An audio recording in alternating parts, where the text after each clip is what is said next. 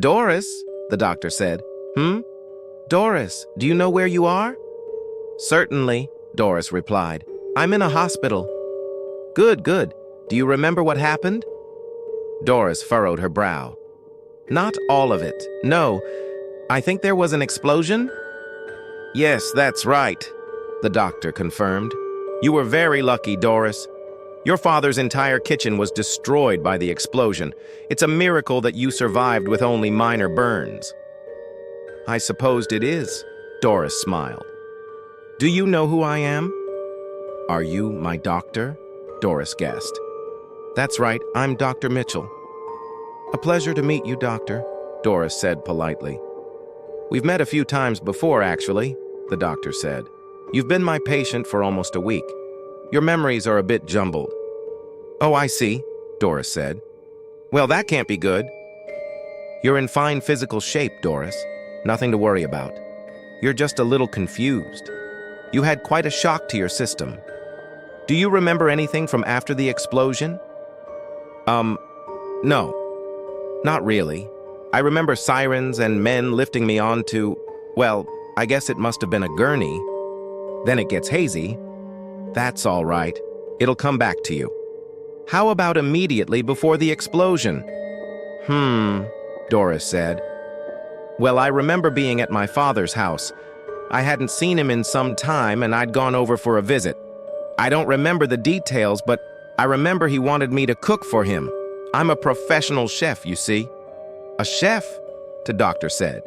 Yes, indeed. I've been excellent at cooking my whole life, ever since I was a little girl. I see. Go on. I never found Mr. Right, Doris continued. And in this modern era, a woman doesn't need a man to be complete anyway. So I had to make do on my own, and cooking was the only thing I was good at. May I ask, when did you first start cooking?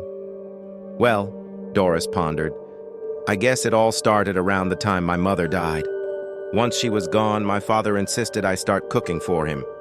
He said that he was earning the money to maintain the household, and I had to pull my weight. How old were you at the time? 11. 11, the doctor said. That's pretty young to be cooking. Doris shrugged. It was no different at 11 than it is at 35. I was a little smaller and things were harder to reach, but with experience, I got to be as good as any adult. How often did your father make you cook for him? Pretty much every evening. On weekends, he'd want lunch as well. Occasionally, he'd want breakfast, but usually not. Did you resent it? Doris looked back at the doctor. Funny you should mention it. Yes. Yes, I did resent it. I didn't like being forced into that role, and I didn't like his arrogant presumption that it was my job to do it. Yes, I resented it.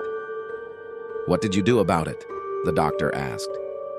Well, I left home just as soon as I turned 18. I went out into the world to make my way. That was almost 20 years ago. Ironically, the thing I was running away from was the only saleable skill I had, so I became a chef. How did that work out? At first, not well, Doris admitted. I was working in terrible venues.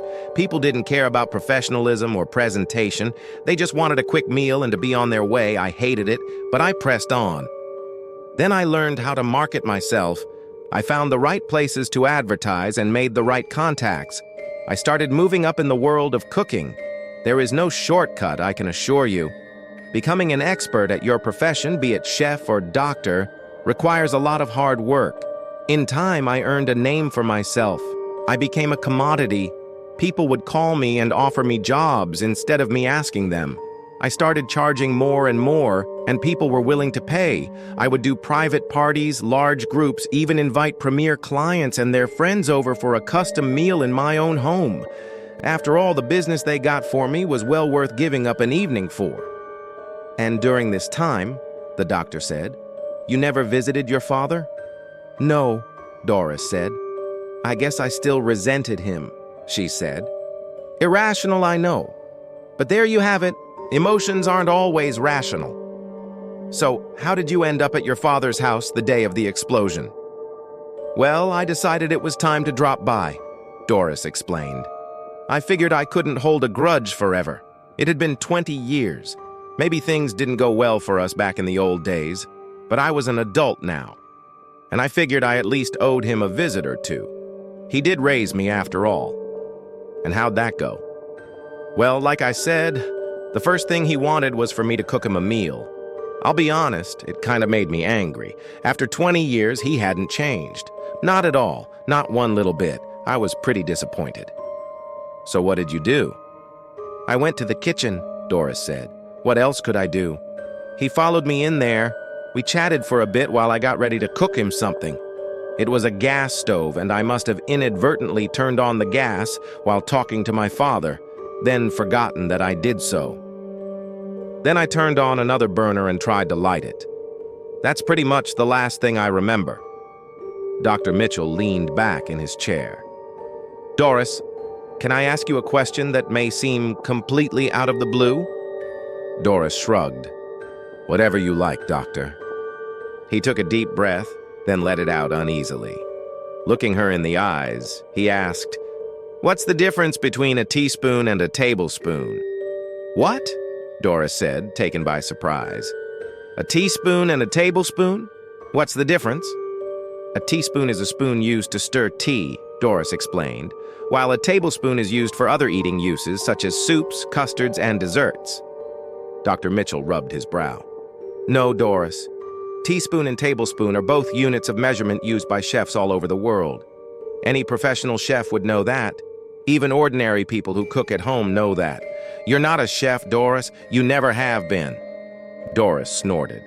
Well, that's just ridiculous. Of course I am. I've been doing it my whole life. No, you haven't, Dr. Mitchell said. I have your criminal record. You've been arrested for prostitution 7 times over the last 20 years. Doris stammered, incredulous.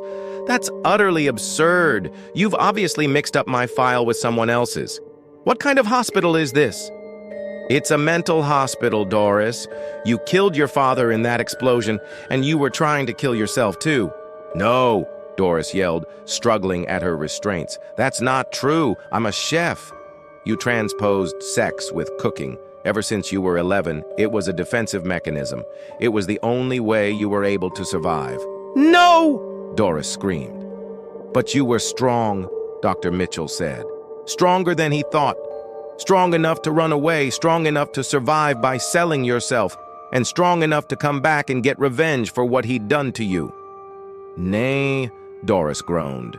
He's dead, Dr. Mitchell said. He can't ever hurt you again.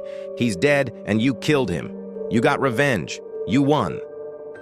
Doris howled a primal scream so loud Dr. Mitchell worried she would permanently damage her vocal cords. He quickly pulled out a needle and injected her. As she slipped into unconsciousness, he made a note in his case log. We'll get you through this, Dr. Mitchell said to her unconscious form. You survived things that would break normal people, and I'll get you through the rest of the way, I promise. He checked his notes.